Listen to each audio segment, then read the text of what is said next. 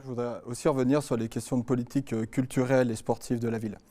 En réalité, depuis 13 ans maintenant que Jean-Luc Rigaud est maire d'Annecy, il a vécu sur l'héritage de son prédécesseur. Il a maintenu ce qui existait, donc ça, personne va dire qu'il a cassé des formes de culture, mais depuis 13 ans, il y a des choses qui ont évolué et malheureusement à Annecy, on est resté sur les modèles du passé.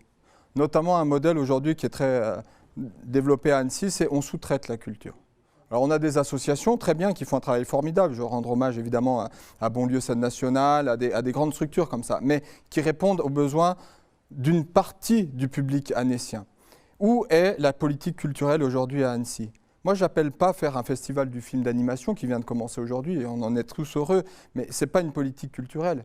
Qu'est-ce qu'on veut faire pour nos enfants? Qu'est-ce qu'on veut pour nos jeunes adultes? Qu'est-ce qu'on veut pour nos seniors? Quelle politique culturelle? Elle n'existe pas. D'ailleurs, avec la fusion des communes, aujourd'hui, vous avez 6 politiques culturelles qui sont additionnées. Et nous, notre enjeu, c'est de se dire, maintenant, ces festivals, ces manifestations qui avaient lieu à Métais, qui avaient lieu à Sénaux, qui avaient lieu à Cran, comment est-ce qu'on fait pour qu'elles deviennent globales et qu'elles puissent couvrir l'ensemble de la ville pour qu'enfin, on fasse commune nouvelle tous ensemble, qu'on se sente annéciens tous ensemble dans, par exemple, des périodes comme aujourd'hui avec le Festival du film d'animation. On pourrait avoir des projections, bien sûr, sur le papier, c'est très bien, tant mieux. Mais pourquoi pas sur les places à Sénaux, pourquoi pas à Crangevrier, pourquoi pas à Métais, à Pringis. C'est ça faire commune ensemble. C'est ça être les Annéciens, tous Annéciens, et pas laisser une partie de la ville avec une vraie offre culturelle. On le voit ici, c'est très concentré sur le centre-ville. Et puis après, ailleurs, franchement, il y a parfois, quand on s'éloigne un petit peu, je ne veux pas citer Balmont ou des villages comme ça, mais on a un peu l'impression quand même que c'est un peu désertique. La ville a oublié ces quartiers-là pour y implanter un certain nombre de politiques culturelles. Et sur la politique sportive, c'est la même chose. On est aujourd'hui sur des vieux critères qui datent, là encore, il y a plus de 15 ans en arrière. Qu'est-ce qu'on veut faire du sport à Annecy?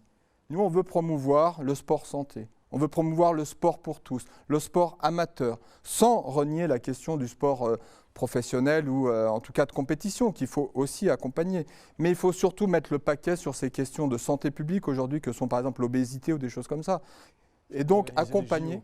Plutôt d'organiser les JO, quoi. Plutôt que d'organiser par exemple les JO à Annecy. Et ça c'est important parce que ça veut dire que la subvention de la mairie, elle doit d'abord aller aux clubs qui ont des écoles de formation, qui ont, pour encadrer ces jeunes, des brevets d'État. Voilà les critères que nous, on mettra en place. Et pas seulement les critères de compétition nationale ou internationale qui, franchement, ont un intérêt pour faire rayonner la ville un petit peu, on ne va pas le nier, mais ce n'est pas l'essentiel pour Annecy.